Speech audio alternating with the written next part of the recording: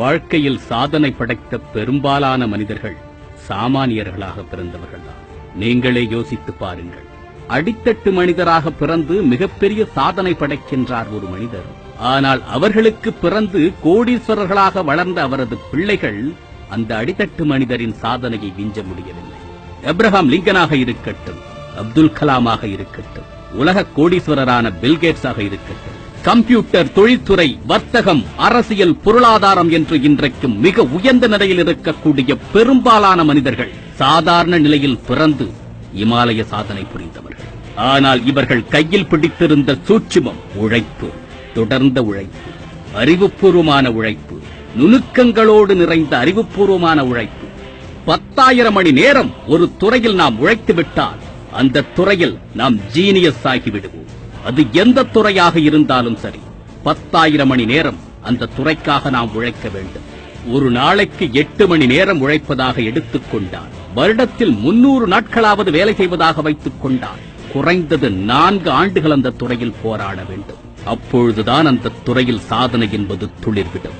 நண்பர்களே, படிப்பறிவில்லாதவன் வாழ்க்கையில் உயர்ந்த நிலையை அடைந்து விடலாம். மிகப்பெரிய பின்புலமும் பலமும் இல்லாதவர்கள் கூட வாழ்க்கையில் உயர்ந்த நிலையை எய்துவிட முடியும். நற்சிந்தனைகளும் நல்ல குணங்களும் இல்லாதவர்கள் கூட வாழ்க்கையில் மிகப்பெரிய ஸ்தானத்தை அடைந்திருக்கின்றார்கள். ஆனால் எந்த ஒரு சாதனையாளனும் உழைக்காமல் அந்த சாதனையை பெற்றுவிடவில்லை என்பதை மாத்திரம் மனதில் வைத்துக் கொள்ளுங்கள்.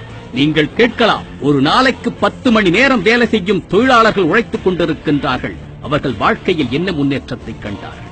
ஒரு நாளைக்கு 10 மணி நேரம் சுமை தூக்குகின்ற தொழிலாளி கூட கடுமையாக உழைத்துக் கொண்டுதான் இருக்கின்றார், அவர் வாழ்க்கையில் என்ன முன்னேற்றத்தை கண்டிருக்கிறார் என்று நீங்கள் கேட்கலாம். நண்பர்களே, உடல் உழைப்பு என்பதை விட அறிவால் உழைப்பது என்பதுதான் முக்கியமானது. வாழ்க்கை என்பது ஒரு சதுரங்க வேட்டை. இங்கு உடல் பலம் உள்ளவர்களுக்கு வெற்றி கிட்டாது, அறிவில் பலம் உள்ளவர்களுக்கு மாத்திரம்தான் வெற்றி கிட்டும். காரியங்கள் செய்வது மாத்திரமல்ல வாழ்க்கை, காய் நகர்த்துவதுதான் வாழ்க்கை. நம் எதிரில் நமக்கு இடையூறாக நிற்கின்ற அத்தனையும் நமது தடைக்கற்கள். அதை எப்படி சாதுரியமாக தகர்த்தெறிந்துவிட்டு முன்னேறுவது என்பதை யோசித்து யோசித்து ஒவ்வொரு அடியையும் எடுத்து வையுங்கள். சரியான நேரத்தில் முறையான முடிவுகளை எடுப்பவர்கள் மாத்திரமே வெற்றியாளர்கள். தனக்கு கிடைக்கக்கூடிய சந்தர்ப்பத்தை எல்லாம் வாய்ப்பாக பயன்படுத்திக் கொள்பவர்கள் தான் வெற்றியாளர்கள். ஒவ்வொரு மணித்துளியையும் சேமியுங்கள், ஒவ்வொரு மனிதனையும் சம்பாதிக்க தொடங்குங்கள். வெற்றி என்பது நிச்சயமாக உங்களை தேடி வரும். உடல் கேட்கும் ஆசைகளையும் மனம் தேடும் இச்சைகளையும் உங்கள் அறிவை கொண்டு கடிவாளமிடுங்கள். உங்களை இயக்குவது நீங்களாக மாத்திரமே இருக்க வேண்டும். நீங்கள் இயங்குவது உங்கள் சுய சிந்தனையிலும் உங்கள் அறிவாற்றலின் அடிப்படையிலுமே இயங்க வேண்டும். உங்கள் வெற்றியினை உறக்கச் சொல்லுங்கள்.